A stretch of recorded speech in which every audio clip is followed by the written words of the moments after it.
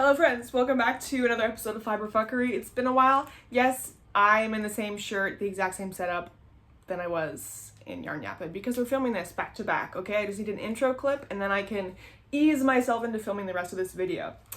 Welcome! Today, we're gonna be trying to dye some self-striping sock yarn. I am excited. Nervous, but also excited. So, how you dye self-striping sock yarn, essentially, let's say this is your skein of yarn. Your standard, I think the kind of standard skein lengths are between like 18 to 24 inches. This is really only relevant if you dye yarn for fun or commercially, but I don't know how long this is. I'm gonna say it's 24 inches. It looks like it's 2 feet. If you dyed this 2-foot skein, let's say I broke it up into 3 different sections, 1, 2, and 3, and I dyed each section a different color, you would get a variegated yarn because the circumference of the skein is very short. So when you're knitting socks, you're getting these kind of short little bursts of color. I'm sure if you are watching, you've knit some variegated yarn before, but dyeing self-striping sock yarn is a labor of love. That being said, this 24-inch skein, we need to make a big one in order to do this. I'm explaining this terribly. Like I said in Yarn Yappin', I was inspired by Rebecca from ChemKnits. She's an incredible creator, dyer, artist. She has a chemistry background, so her videos are very scientific and math-based. Not I, but hers are. And she recently did, I think it was recently, I twisted that terribly. She recently did a video of, she dyed some self-striping sock yarn, and she made like a 12-foot skein of yarn. It's massive, so that's what we're gonna do today. However, as previously discussed in Yarn Yappin' episode, whatever was posted earlier this week, I have no chairs in my house. We're going through a chair famine, if you will. So in order to make a mega skein without fancy equipment, you need 2 chairs spaced 12 to 14 feet apart. And then you walk around it and make a skein that way. So I'm going to a friend's tonight and I might just show up with a bunch of yarn and start wrapping yarn around chairs that are 14 feet apart like a lunatic. Let's get this skeined up, I guess. Luckily, my friends are just so accustomed to me being a big idiot. Me just in the hallway doing this was not a problem. As you can see, my skein is looking a little bit floppy along the sides here, and you can see also Coconut on the chair here supervising. He's almost acting like the troll under the bridge, except he's a cat on a chair, and I have to give him a little smooch every time I go around, or else he will start chomping down on the yarn. So this is, a little kiss tax, if you will. If you look really closely here, you can see my other supervisor down below. This is Captain. He loves yarn. He was actually pretty well behaved. Very cute boys. I don't know, he was just looking so cute. I had to include. I went ahead and did a bunch of figure 8 ties, just secure everything. I'll show you those later. I hope that the floppiness of the skein doesn't affect the outcome, but here she is, mega skein, all twisted up. Welcome back to the studio. Poorly lit, out of frame.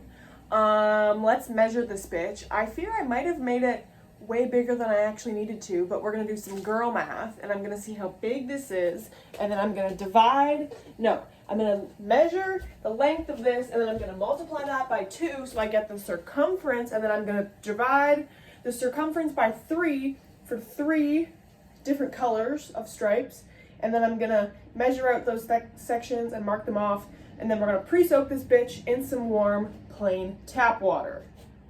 No, I will not be adjusting the frame. Enjoy your scenic view.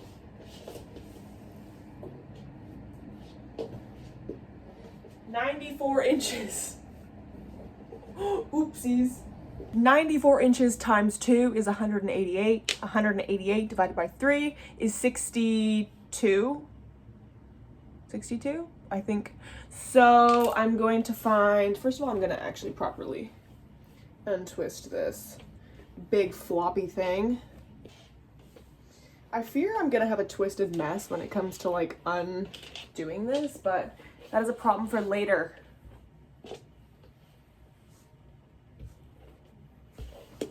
Okay, so 62, what did I say, 62? 62. And then so you can see I have my measuring tape laying flat. I just marked out 62 inches with my zap strap, my zip tie. I'm gonna move my zip tie over here to 0, where the measuring tape is, and I'm gonna measure another 62. You can see 62 inches, 62 inches, 62 inches. It's even, it's just all scrunched up. All right, let's pre-soak her. Good soup. I have decided on Caribbean Blue from Dharma. It's kind of dark in here. It's 5 p.m. and the sun has gone down. So it's blue, it's bright blue, Caribbean blue, if you will. And then from Jacquard, what is this? Jacquard Chartreuse, this is a neon, and Jacquard Bright Yellow, which is bright. When preparing acid dyes in powder form, respirator, safety goggles, non-negotiable. Repeat after me. Respirator, safety goggles, non-negotiable. These are toxic in powder form. If you breathe them in, not great. If you continually breathe them in, not great. Once they have been blended in with water and fully dissolved, no longer toxic. When they are absorbed into your yarn and washed and rinsed properly, not toxic. In powder form, toxic. Respirator, safety goggles. You do not want this shit in your eyes. You do not want this shit in your lungs. I'm sick of seeing y'all on the internet just raw dogging the air with chemicals.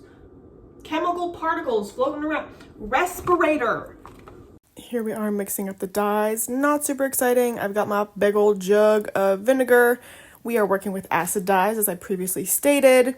The requirements for acid dyes include the dye powder, heat, and acid to help things bind. This is like an uneventful process. I'm just mixing up warm water, little splash of vinegar. If I put the vinegar in with the dye directly, I won't forget it.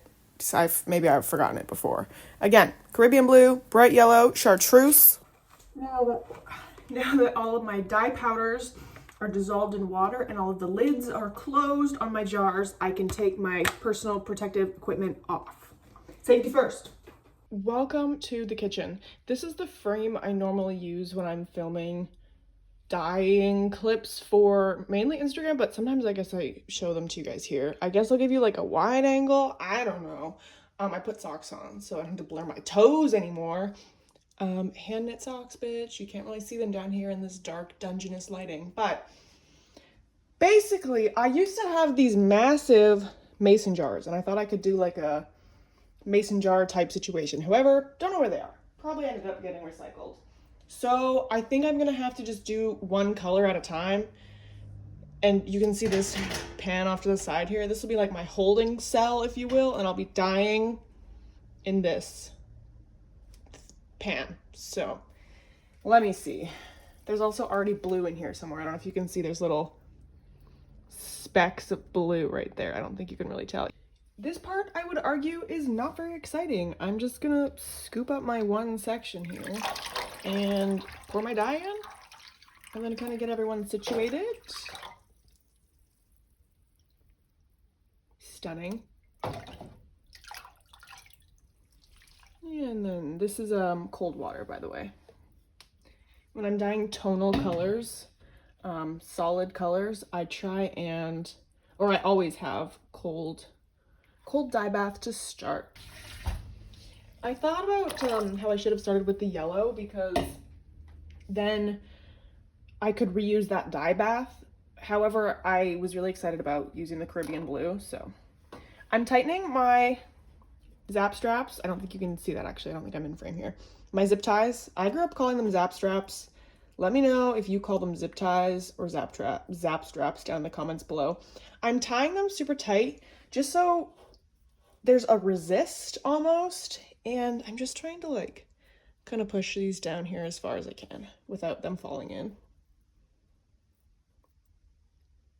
There we go.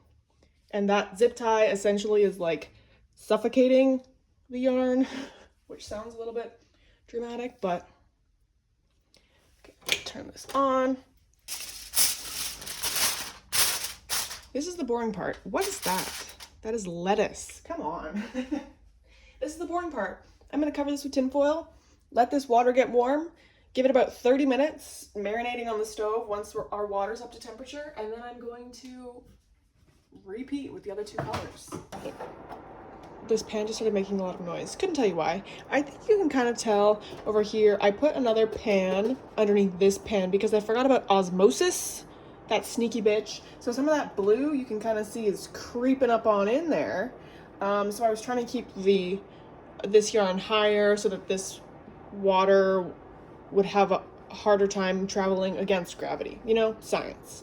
I guess we will rotate our sections here. I guess that's the next plan of action. Having an aneurysm.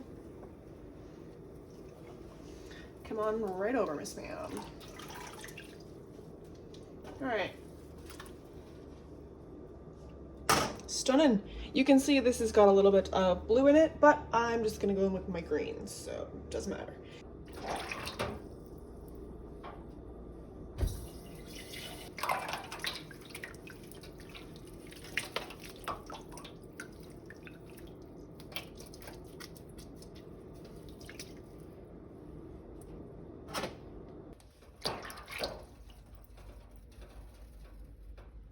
Rinsed everyone all together a few times. Miss Caribbean Blue, however, is notoriously a bleeder, so she's just having a nice little soak on her own. I'm nervous about re-skeining this into smaller skeins and cakes because it's about 600, almost 700 yards here. Not looking in the most immaculate condition.